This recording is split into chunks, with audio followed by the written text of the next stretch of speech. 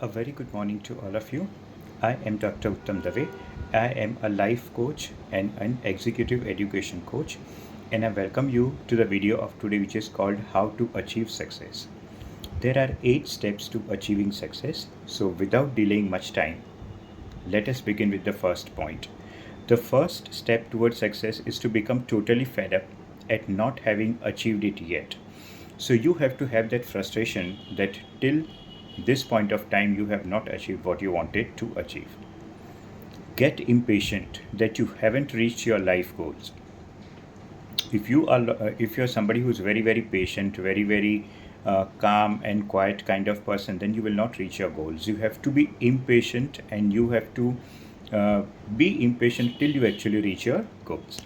Now, coming to point number 2, decide on what you want. Where do you yearn to be in life? What will success look, sound, smell, feel, and taste like when you achieve it? Now, this is very important that if you are a manager of a company, what exactly do you want? You want to improve the productivity of your uh, juniors. You want to motivate them, or you want them to learn some skills, etc. Where do you yearn to be in life? Where do you see yourself? If you are an entry level manager, you want to get on to the next level of management, that is middle level management, and so on. What will success look, sound, smell, feel, and taste like when you achieve it? Now you have to visualize your success. So you might have an ambition that you will win an award of the best manager in your department. So what will that look like? So you'll be probably wearing a three-piece suit, and you'll be on the stage. You'll be receiving a trophy. You will be giving a thank you speech, so on and so forth. So you can visualize your success in that way. Point number 3, map out your plan for success. What will you do? By when? With whom? Using what new resources? Now, let's say, for example, you want to motivate your staff, but you are not a student of psychology. Will you hire somebody from outside the company to come and motivate your team? Probably a social psychologist, or just a psychologist, or probably a speaker who has a background in psychology, or somebody who has a background in social psychology. Fine. Now, point number 4, take action, do it, follow through with passion, stay physically fit, and build your energy.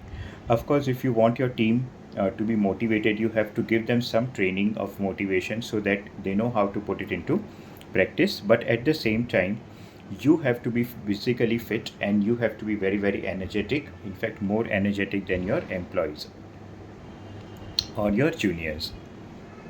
Point number 5, believe in yourself and persist. Abraham Lincoln lost 8 elections before becoming president.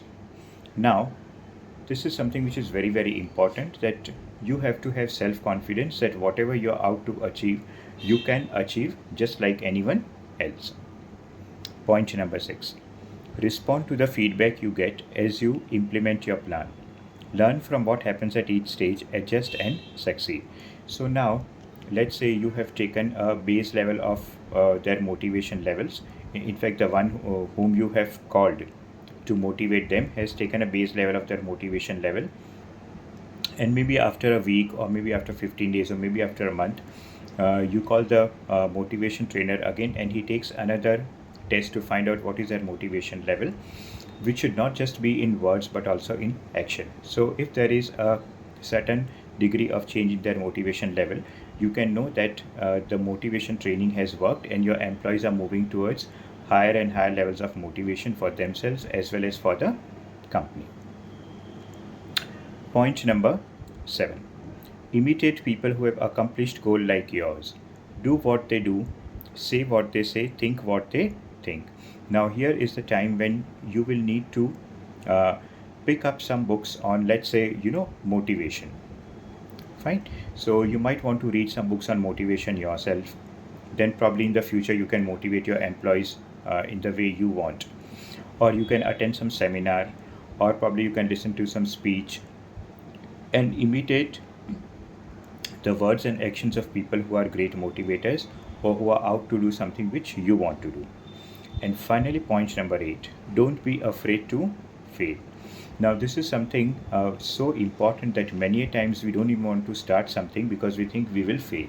Now, this is a very wrong way of uh, attending to life, I would say. Please continue to do what you are doing and don't be afraid to fail. If you fail, you can always get up and continue. So, these are the 8 steps to becoming successful. If you have a team and you want to make them successful, you can use all these 8 steps for them as well. But before you can make them successful, you have to be successful yourself. Thank you very much for watching this video.